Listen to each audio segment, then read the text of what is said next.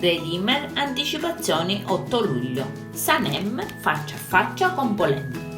In questa puntata Jeanne e Sanem, ripasti in un capanno, sono a un passo dal baciarsi. Bacio che purtroppo non ci sarà per via di alcuni diverbi, anche se capiranno di piacersi a vicenda.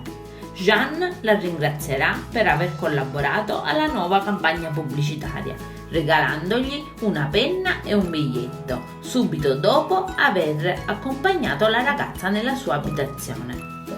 Sempre in questo momento, prima di salutarla, Jeanne rivelerà a Sanem di voler partire e lasciare Istanbul e che lei può rimanere a lavorare in azienda visto che lui pensa che è proprio lui la causa del licenziamento della ragazza.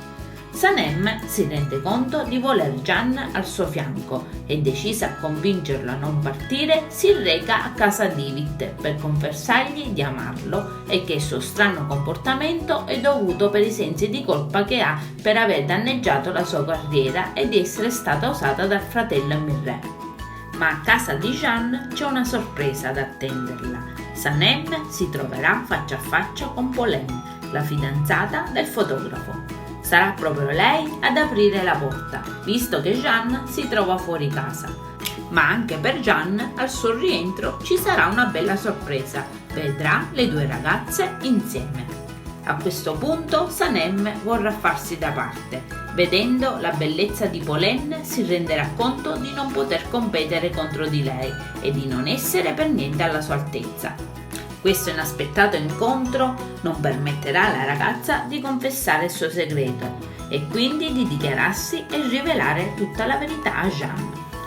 Jeanne e Polène avranno dei chiarimenti riguardo la loro relazione. Jeanne è deciso a lasciarla per via della distanza, ma Polène è convinta che nel cuore di Jeanne ci sia un'altra donna ed è intenzionata a scoprirlo e a riconquistare il fidanzato.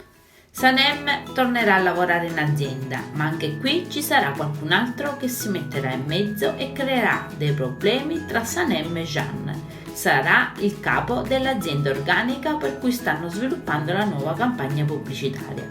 Adesso non ci resta che guardare l'episodio. Io vi saluto e vi aspetto al prossimo video. Bye bye!